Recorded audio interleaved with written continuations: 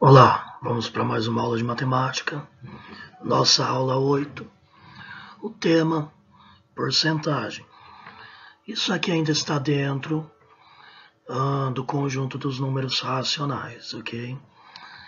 Caso vocês não se lembrem, os racionais são todos os números que conseguimos escrever na forma fracionária, sendo numerador e denominador números inteiros, ok? A gente vai aprofundar mais nessa definição matemática nas próximas aulas futuramente. Bom, antes da gente retomar porcentagem propriamente dito, a gente tem que revisar alguns conceitos das últimas aulas, que são números racionais, que eu já comentei. É todo número que eu consigo colocar em forma fracionária, com numerador e denominador inteiros. Também, aqui a gente entra nos números com vírgula. Todo número que é escrito com vírgula e ele não está na forma simplificada, ele pode ser um número racional, ok? Pode ser ou pode não ser. Lá mais para frente vocês vão aprender os irracionais, que também são números com vírgula, só que eles têm uma diferenciação entre os racionais e os irracionais. Portanto, como que eu defino os números com vírgula racionais? Os que têm vírgula e eles têm um limite, eles vão parar em algum momento, ok? Vamos pensar dessa maneira por enquanto. Então, números com vírgula. Temos os números na escrita simplificada, que geralmente são números inteiros de ordem muito grande, e os números com vírgula, que são números quebrados, não representam uma quantidade inteira, ok? Representação decimal de um número é a representação com vírgula. Sempre a gente fala a última casa decimal, 2 centésimos, 125 milésimos, 2 inteiros e 4 décimos, ok? E na última aula revisamos frações, que geralmente representam uma divisão ou uma parte de um total. Numerador é o número de cima, denominador é o número de baixo. E frações decimais, que são, no caso, toda fração de denominador, seu 10, 100, 1000, 10.000 e assim por diante. Entramos então na porcentagem. Iniciamos agora. O que representa porcentagem? O que significa porcentagem? Porcentagem é uma fração decimal, com o denominador 100. Então, de todas as frações decimais, aquelas que o denominador é 100, é uma porcentagem, ok? Então, o que significa essa porcentagem? Se eu tenho um todo, um total, e eu divido ele em 100 partes, a minha porcentagem é quantas partes eu pego. Falando de outra maneira, de cada 100 é o quanto que eu estou pegando. Vamos ver o exemplo aqui do 30%. 30% representa 30 em cada 100. A cada 100, tiro 30.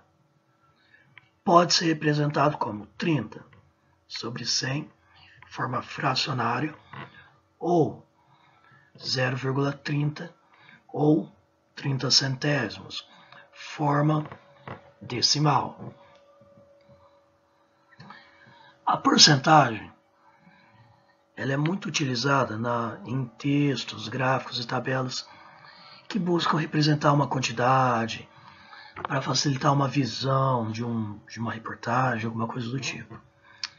Então elas são muito utilizadas nesse tipo de conteúdo, textos, gráficos, tabelas.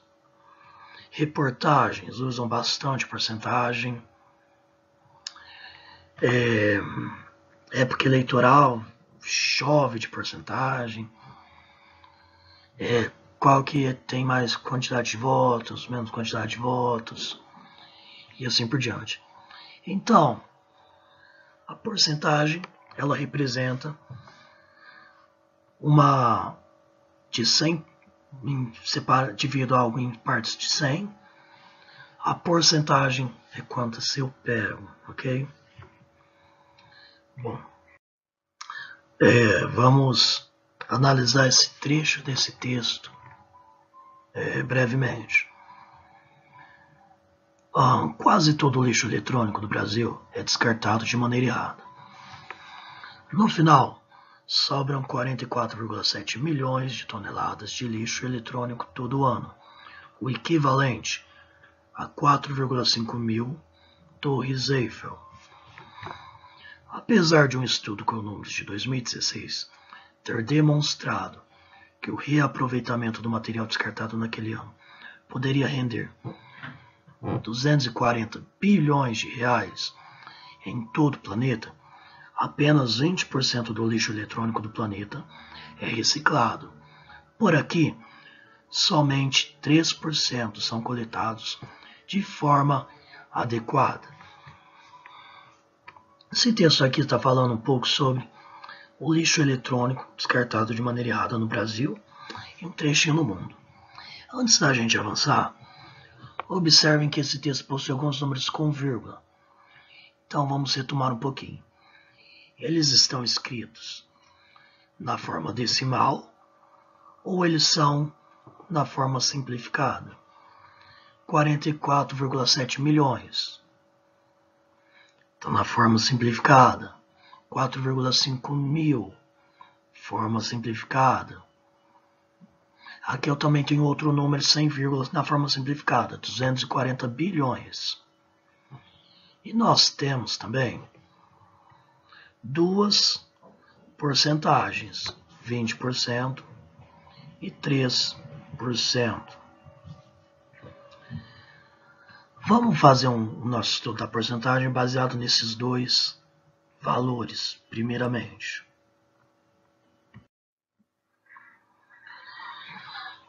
Diferentes representações da porcentagem.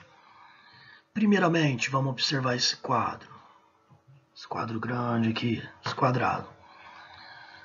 Ele é um quadrado separado em 100 pequenos quadradinhos, ou seja, o meu total é 100.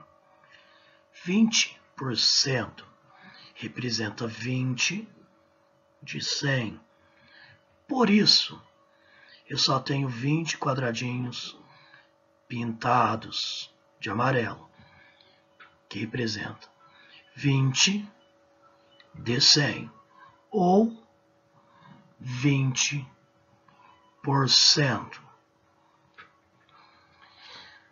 A escrita percentual é essa aqui, 20% com aquele símbolo de porcentagem, ok?